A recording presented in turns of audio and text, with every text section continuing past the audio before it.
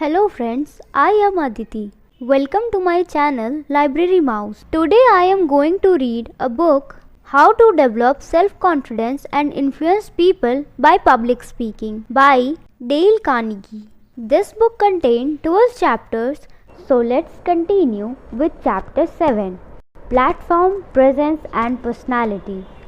The Carnegie Institute of Technology at one time gave intelligence tests to 100 prominent businessmen. The tests were similar to those used in the army during the war, and the result led the institute to declare that personality contributes more to business success than does superior intelligence. That is very significant pronouncement. Very significant for the businessman, very significant for the educator, very significant for the professional man, very significant for the speaker. Personality, with the expectations of preparation, is probably the most important factor in public addresses. In eloquent speaking, declared Albert Hubbard, it is the manner that wins, not words. Rather, it is the manner plus ideas, but personality is a vague and elusive thing, defying analysis like the perfume of the violet. It is the whole combination of the person, physical, spiritual, mental traits, predilections, tendencies, temperament, cast of mind, vigor, experience, training, the whole life. It is as complex as Einstein's theory of relativity, almost as little understood. A personality is determined by inheritance and environment and is extremely difficult to alter or improve. Yet, we can by taking thought strengthen it to some extent and make it more forceful, more attractive. At any rate, we can strive to get the utmost possible out of these strange things that nature has given us. The subject of vast importance to every one of us. The possibilities for improvement, limited as they are still large enough to warrant a discussion and investigation. If you wish to make the most of your individuality, go before your audience rested. A tired speaker is not magnetic nor attractive. Don't make the too common error of putting off your preparation and your planning until the very last moment, and then working at a furious pace trying to make up for lost time.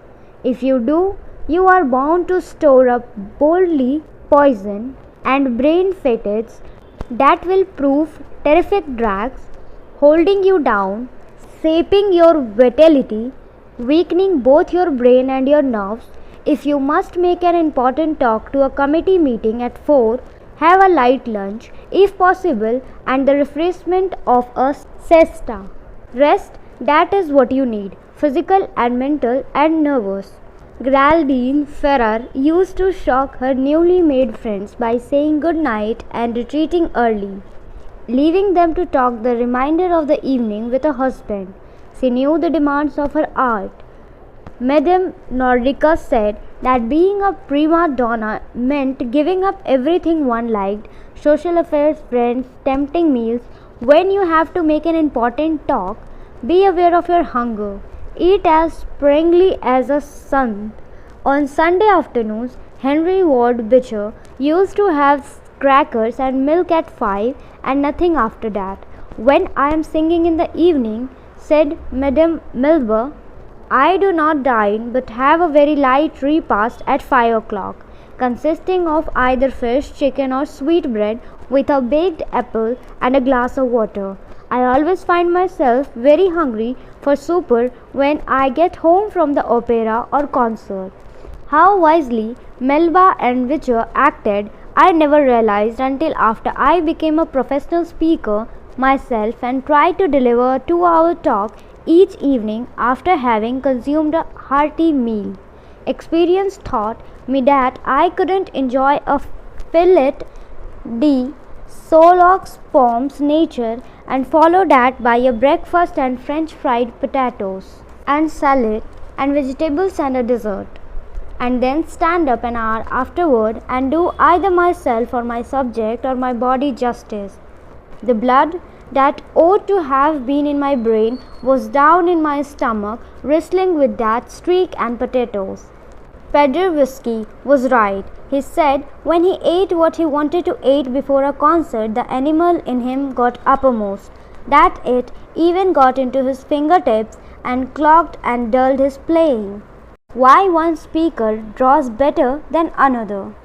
Do nothing to dull your energy. It is magnetic. Vitality, aliveness, enthusiasm. They are among the first qualities I have always sought for in employing speakers and structures of speaking. People cluster around the energetic speaker, the human dynamo of energy, like wild geese around a field of autumn wheat. I have often seen this illustrated by the open-air speakers in Hyde Park, London. A spot near Marble Arch entrance is a rendezvous for speakers of every cheer and colour. On a Sunday afternoon, one can take his choice and listen to a Catholic explaining the doctrine of the infallibility of the Pope, to a socialist propounding the economic gospel of Karl Marx, to an Indian explaining why it is right and proper for a Mohammedan to have two wives, and so on. Hundreds crowds about one speaker while his neighbor has only a handful. Why? Is the topic always an adequate explanation of the disparity between the drawing powers of different speakers? No.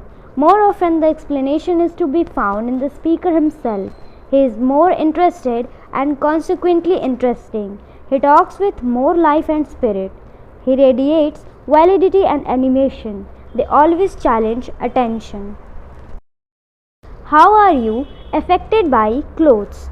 An inquiry was sent to a large group of people by psychologists and university president, asking them the impression clothes made on them. All but unanimously they testified that when they were well groomed and faultlessly and immaculately attired, the knowledge of it, the feeling of it, had an effect which, while it was difficult to explain, was still very definite, very real. It gave them more confidence, brought them increased faith in themselves, heightened their self-respect. They declared that when they had the look of success, they found it easier to think success, to achieve success. Such is the effect of clothes on the wearer himself. What effect do they have on an audience? I have noticed time and again that if the speaker is a man with baggy trousers, shapeless coat and footwear, fountain pen and pencils peeping out of his breast pocket, a newspaper or a pipe can of tobacco sticking out the sides of his garment, or is the woman with an ugly bulging purse and with her slips showing, I have noticed that an audience has a little respect for that person as the speaker has for his or her own appearance.